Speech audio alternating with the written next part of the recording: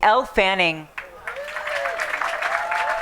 In our Italian family, when a girl is 16, she has a sweet 16, and she is given a ribbon with 16 silver dollars and 16 lumps of sugar tied to them. And Talia, when she was 16, got that from our family, and Elle, when she was 16, got that from me.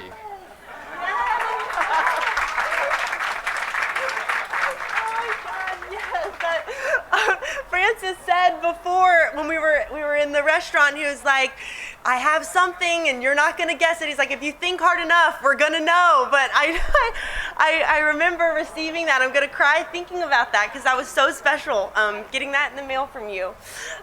You mean so much to me, and I'm so happy to be here to celebrate you. It goes without saying, but the legendary Francis Ford Coppola, who is undoubtedly the greatest and the most influential of all time. The motorcycle agrees. And I am just truly honored to get to share with you what a special person he is and what he means to me. We were born only 2 days apart. I always remember your birthday because it's April 7th and mine is April 9th. So next month we get to celebrate our birthdays very close together. When I met Francis for the first time, I had not yet seen the Godfather films or Apocalypse Now. I was only 11 years old, so a little bit too young. And he was actually visiting his daughter's set because I was being directed by Sophia in her film Somewhere, and we were filming a sequence in Vegas at the time at a craps table, and I distinctly remember Francis coming up and teaching me the rules of how to play. Still young, I couldn't stand close to the table, but you still were teaching me how the game was played.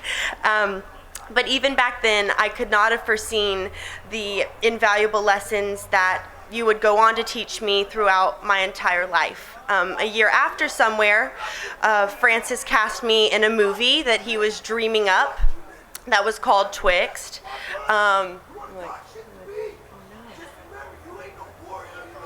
Keep going. Okay.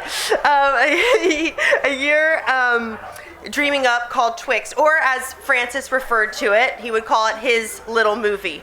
But believe me, there was nothing little about the indelible mark that the experience left on me. We actually filmed on his vineyard in Napa Valley. We used cameras and costumes that he kept on the property. And I got to stay in a house only walking distance to his own. And we had meals with Ellie and Francis every single night in his house. So it was there that I quite literally learned how the sauce was made. The ingredients seem to include a pinch of a very loud voice, a dash of unwavering passion, and a big cup of the not so secret ingredient, family. Being directed by you has taught me to be resourceful. I think it's taught me the kind of resourcefulness side of filmmaking. Francis uses what he has around him and spins it into gold. I think he could make the fork on the dinner table a heroine in his story if he needed to. I remember a photo that we have of us together that I cherish, and Francis is braiding my hair for a scene because there was no hair and makeup department there, and you wanted my hair to look a certain way, and I didn't know how to braid, so you just took matters into your own hands, and I have that. And I think Francis's, your perseverance is evident in every film and throughout your life. I remember you telling me about your childhood and about being bedridden from polio, and how you said that all the rest of the kids were kept away from you. And I think that the adversity that you've experienced as a child has it's obviously blossomed into just an unstoppable imagination. And Francis told me to never lose my youthful spark. He said to never compromise and always strive for creative freedom.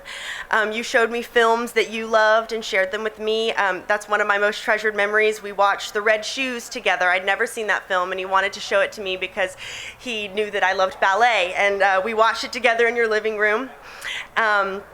And you know, you taught me that love is the reason that somebody becomes great at something, and your love for movies is the reason you're a great filmmaker, and your love for your family is the reason that you're a great dad.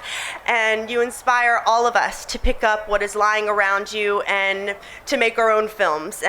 We all have to be realistic, though. They probably definitely won't be as good as yours. Nothing will come close, but we can at least try. Every email we've exchanged, you always sign love, Uncle Francis, so I love you so much, Uncle Francis, and there's no one in the world more deserving than you. You should have all the stars on the street if it was up to me, so I love you. I love you.